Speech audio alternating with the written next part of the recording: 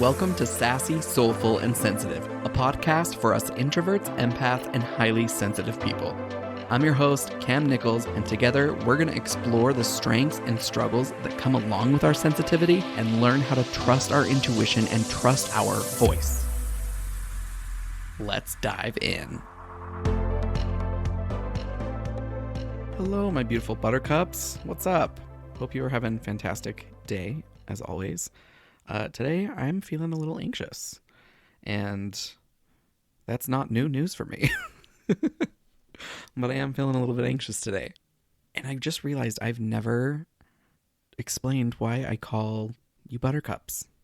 So, first of all, I just love the "what's up, Buttercup" type kind of play.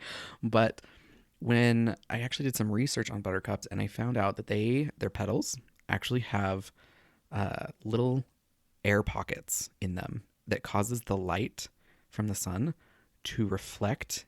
So it takes in the light, and then it basically creates this light chamber, and so buttercups kind of glow. So just so you know, now that is why I call you Buttercups, because this is what I think we do. We take in the world. We take in so much of the world, and it just becomes like this little echo chamber, and then we reflect it back. We give that light back. And yeah, it's just so beautiful. I thought it was a beautiful metaphor. So now you know why you're a buttercup. But today I specifically want to talk about mindfulness. This has been a topic that's been on my mind for quite some time. I mean, it's been in my area of knowledge for years and years and years and years and years.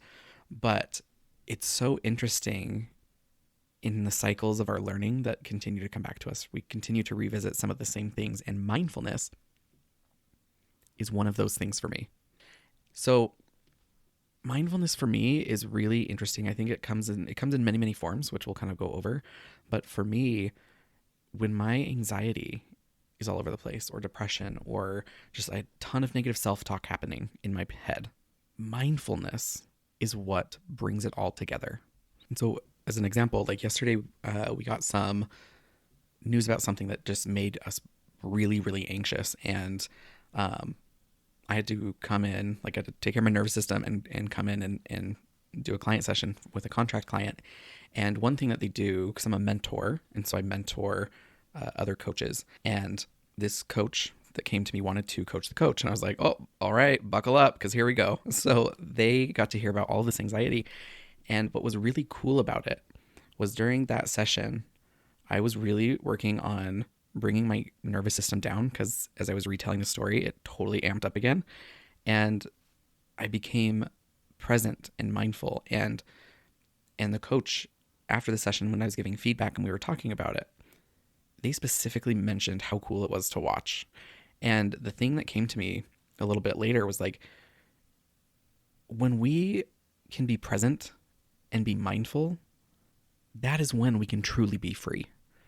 In that coaching session, when I was being coached and I was being mindful and was bringing my nervous system down, I was completely carefree. And the things that gave me anxiety, they did not go away. But in that moment, I was like, it's going to be okay. Everything is totally going to be okay, and we're going to figure things out, and it's all good. And it's just such an amazing experience. And so as I've been coaching and experimenting with my own mindfulness, I was like, I have to do a podcast episode on this. I have to. And especially for highly sensitive people, introverts, empaths, because our nervous system can get heightened so quickly, mindfulness is one of the best practices that you can have in bringing your nervous system down and helping you kind of take back control of your mind when it starts to race and you start to overthink and you start to overworry. And so first I want to talk about just understanding mindfulness. What is it?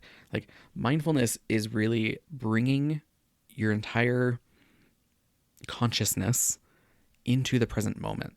And one way that I love to do this is just through senses. And I'm going to get through to some more things about it, but I just for a minute, just feel the ridges on your fingers. What do they feel like? And when you do that, and you're really paying attention to what it feels like, and you're like, what is this experience? That is an example of being mindful.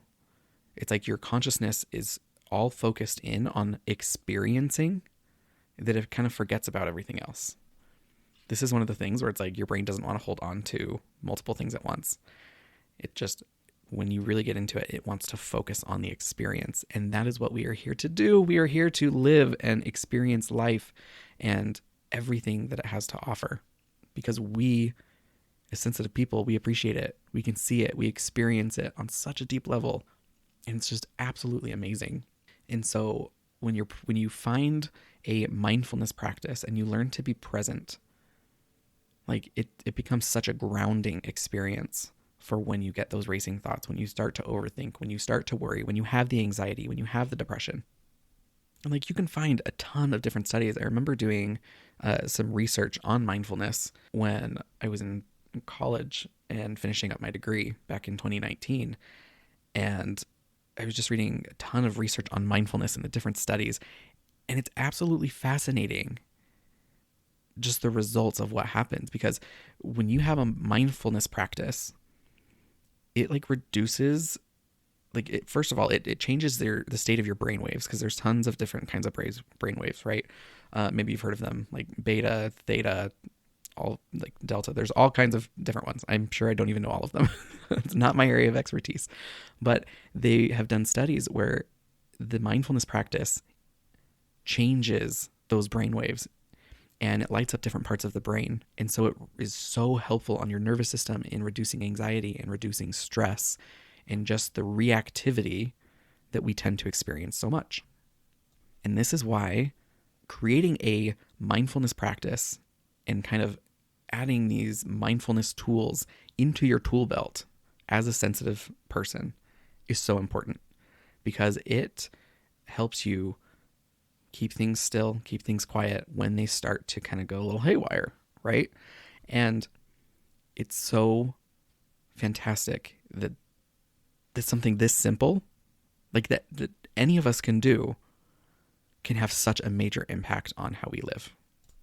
So now let's talk about a few different mindfulness techniques that you can use. I want to, again, the purpose of this podcast is to share my experiences, share knowledge, and really help equip you with the tools that you need to live a calmer, happier, more peaceful life. So the first one I want to start with, kind of going back to what I was saying a second ago about senses, right? I had you touch the ridges on your fingers and just feel them. So this is really fun to do with any of your senses. And if you've taken my element quiz, like there's specific intuition and a specific clair that is associated to your primary element. And so like this is a great way to help hone your intuition and just kind of play with the sensory input. But you can do it with any of your senses. You can do it with the feeling, right? Like what does it feel like to sit in the chair? What does the ridges feel like on your fingers? What does the texture feel like? You can do it with visuals. What are all the different things that you can see? Can you name them off? What are all the different colors that you see? You can do it auditory. What do you hear? What is happening in the environment around you that you can very closely pinpoint? So sensory play, essentially, sensory mindfulness is a great way to help reduce some anxiety and really bring you back into your body and into your present environment. So another one exercise is it's kind of like a body scan meditation. It's where you, and if you've downloaded my guided meditation to help you process and feel, it's similar to that, except you're going to basically scan your entire body for physical sensations. You can either start at your head or your feet, wherever, but really you just kind of like close your eyes and meditate and just put your focus and your consciousness on one area of the body and then slowly scan either up or down, whatever you choose. But just really pay attention to your body. What is the energy of your body? What are the physical sensations? And as you do this, what's really interesting, especially if any of you are familiar with Reiki, which is just energy work, this is a kind of like a mild form of energy work. And so you might, as you scan your body, you might feel little tingles somewhere as you scan, or when you kind of scan over your stomach might rumble. And really what you're doing is it's another way to help just move energy through your body, which is great because, again, when our nervous system is heightened and we have these deep or large emotions, sometimes they tend to get stuck and they hold us I don't want to say hostage, but that's the first word that came to my mind. They just kind of get stuck in our body, and it's almost like we're a prisoner to those emotions. So the body scan meditation is an excellent, excellent technique to try. Another one is a loving kindness meditation. And in the future, I may like create a bunch of these different meditations to help guide you through. But right now, since I don't have them yet, you can just look them up on YouTube. You can do them yourself. They're not overly difficult. It's just kind of like self-guided meditation. But the focus of this one is just loving and kindness. It's really sharing the practice of cultivating that compassion towards yourself and or towards others. One of my favorite meditations to do is called the Ho'oponopono, and it's a Hawaiian prayer essentially, but it basically says, "I'm sorry, forgive me, I love you, thank you." So if anything else, like if you are struggling to like lead yourself, or you don't find a good guided meditation that you like for loving kindness and compassion, the Ho'oponopono, just repeating those 4 phrases, "I'm sorry, forgive me, I love you, thank you." And as you repeat those phrases, really try to feel the emotion of love and compassion and forgiveness. It is such a beautiful experience. Oh my gosh, it is absolutely one of my favorites. I was turned on to it by a hypnotherapist friend of mine back in 2016 or 2017 when I went to have my first experience with hypnosis. It was so cool. So there's also mindful breathing. This is kind of like the typical meditation that you might hear or see in like entertainment. It's like focus on your breath. Breathe in, breathe out, breathe in, breathe out. And it's just you continue to bring your focus back to your breath. There's another healing modality out there that is specifically called breath work, which can also be really, really powerful. And it's a really cool experience because, again, all of this really just helps you move energy through your body and helps you process it through. And so this is why mindfulness, again, is so important, because it helps you process things through so that you can get back to the things that you want to get back to. So those are just a few of my favorite techniques to kind of focus on. In a second, I'm going to go into kind of some other techniques, but these are more of like you can kind of just sit there and do these. And you can kind of do them almost anywhere, just in your mind. It's just so helpful. And these techniques have helped me a ton. They still do. I use them every single day. The days that I don't, or that I forget, those are typically the days where my anxiety starts to like creep back in and it becomes way more noticeable. And so again, if you can make this a daily practice, it makes a huge difference. And so now I kind of want to move into like, how do we incorporate the mindfulness, right? Like I just gave you some techniques, but like, let's talk about how to actually incorporate it into your daily life as a daily practice. And there's several different ways that you can go about this. Essentially, they're all forms of meditation. And if you struggle with meditation, or you have some like preconceived notions, like I would just ask you to kind of put those aside, because meditation is so situational. It can fluctuate and you can make it look however you want. And so I know that some people really get stuck on that word meditation. So this is your opportunity to set those preconceived notions aside. The definitions you have, set them aside. Just kind of like pull them out of your brain, put them over there in the corner, and let me walk you through some of these integrative practices that you can do. The first is just mindful eating. As you are eating a meal, it doesn't matter what it is, a meal, a snack, whatever. Just be really mindful. How does it taste on the tongue? How does it feel in your mouth? So this kind of goes into the sensory piece that I had talked about before, that sensory technique of really tuning into your senses. And you can do this with eating, mindful eating. Oh my gosh, you will love food so much more when you do this, 100%. And this is why people say don't eat meals in front of the TV, because it's kind of mindless. Like you lose some of this. I'm just a pro, so like I do eat in front of the TV. Like I'm not gonna pretend that I don't. And y'all know how much I love TV.